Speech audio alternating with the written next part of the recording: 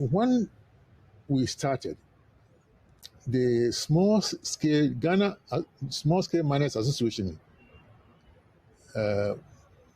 was blamed. Members were blamed for all the ills in the field, the environmental pollution, degradation, and so on. So Ghanaians were certainly annoyed with the Ghana Small Scale Miners Association. So we engaged with them, and there were about 3,400 or so of them that we engaged with. And they said they had challenges. For example, when they applied for licenses, it took them 3, 4, sometimes up to 10 years before they got their licenses. Sometimes they didn't get them at all. So when their license delayed, then they will go to the field and mine. 2, they did not know anything about sustainable mining.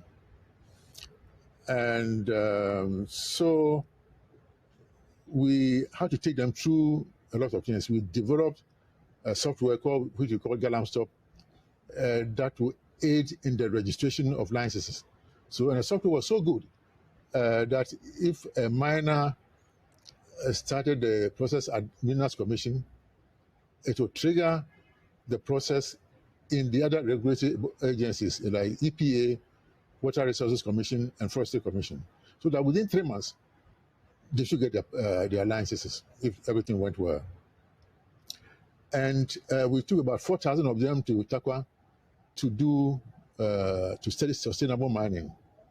And so after all these things, we're able to vet them, make sure that they registered their companies, and everything went very well. So within about 6 to 9 months, the period that they were asked not to work, we're able to register some of them, license them, thousands of them, and they went back to work. And they were working very well.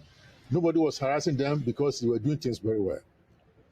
But then the trouble started when we had big companies, who were sponsored by big people who were not members of the Small Scale Miners Association, and they were in the field doing whatever they want, and that was a problem.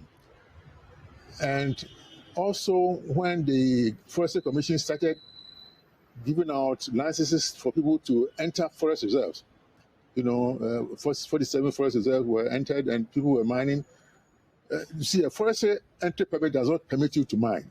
Just go there and see, start prospecting, So we had these companies, and that is how we started getting in trouble when the forests were entered into the rivers. People were working on the water bodies. Even there, we worked with the Small Scale Miners Association. They had a task force.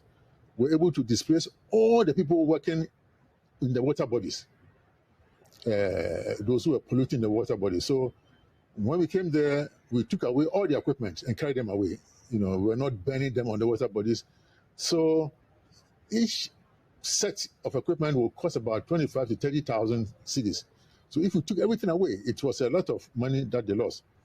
So, but then if you go and burn the things, the chamfans sitting on the floating platforms, you are not done anything, because the next day they can bring other machines. But if you take the floating platforms themselves away, then you'll be successful. This is what we did. And so it was very, very successful.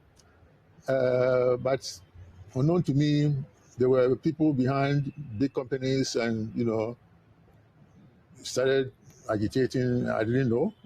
So that was where we started having problems. And when we noticed that there were a lot of people, also engaged, who were not small-scale miners, but who had influence and, they were engaged in this thing, it was a problem. So that happened to, I was ordered by the Chief of Staff to write a report on the fight against illegal mining and suggest a way forward. And that was why I wrote that report and sent it to the Chief of Staff on the 19th of March 2021.